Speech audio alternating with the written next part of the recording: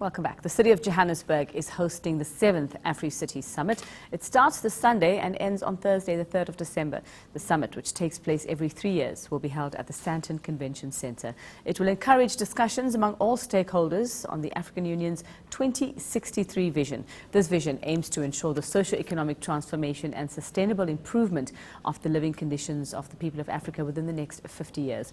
We're joined now by South African Cities Network CEO Sithole Mbanga to find out exactly what will happen at the summit. Sithole, good morning and thanks for your time. Morning. AfriCity Summit, what does it mean to the man on the street? What does it mean for the man on the street? I think let me start with the year 2063. In the year 2063 signifies the 100 years in which the first African country got decolonized. So it's a very big milestone. For South Africa, we will need to move between the year 2030 and the year 2063. And as you know, the year 2030 has been earmarked by the National Development Plan as an important milestone, at which point we need to have assessed how far we have gone in the process of achieving development goals. But importantly, for South African local government, as we begin in December, on December the 5th, as AfriCities ends, South African local government marks 15 years of transforming local government. So for us, it's milestones and milestones and milestones. What does it mean for the men on the street? Look, we've been on a project in the last 15 years of transforming South African local government. And what we are really doing with AfriCities from a South African point of view is to open up our municipalities and the entire local government system to scrutiny, for people to say, have we done well, have we done badly? As I say, 2030 is an important, so we are halfway to a 30-year How are we doing period. halfway? We're doing well. We're doing well. Obviously, we are under pressure. The economy is not doing as much as we would have wanted to, so it's not creating jobs. So municipalities are under strain from a finance point of view. Households and businesses are unable to afford municipal services, electricity, water, and the likes.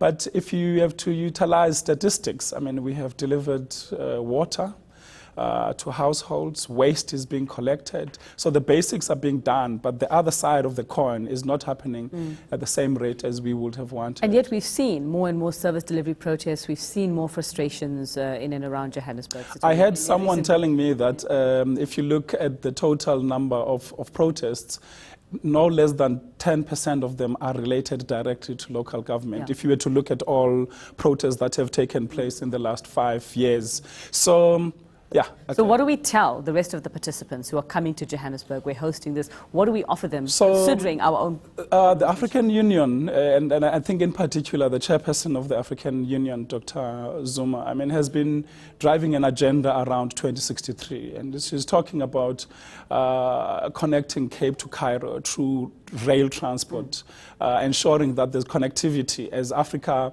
spearheads, comparatively speaking, to other continents in the world over the next 100 years, ensuring that Africa as a continent plays its role. Now, that's not going to happen if local governments are not strong, believe it or not.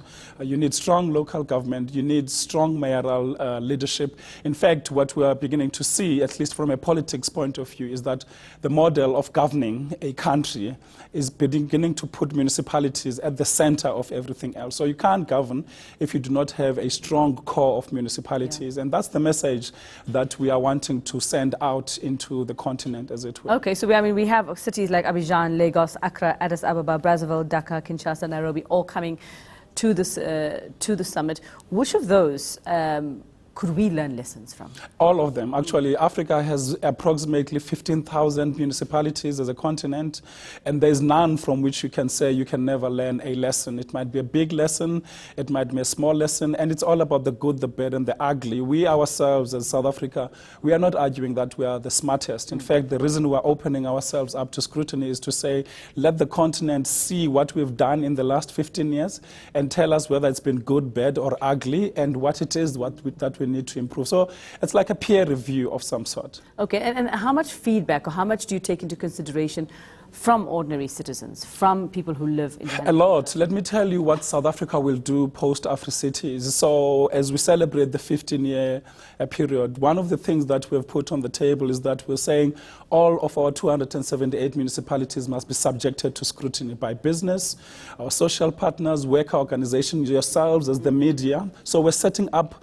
peer review panels that will go to all these municipalities, depending on whether those municipalities will sign up, because it's a voluntary process. Secondly, we're showcasing what we're going to be doing. So there will be a traveling exhibition for a period of about 12 months, targeting very strategic areas and places of congregation, festivals. And not just talk shops. And just not just talk shops. Importantly, number 3, there will be lots of conversations that we will have across various media platforms over a 12-month period, including yourselves and all media across community radio stations, but importantly, informing policy. I don't think we're arrogant to say we've done it all, but we know we've done well.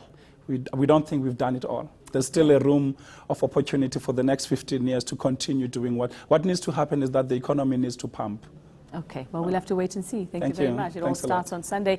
That's South African Cities Network CEO, Sithole Mbanga.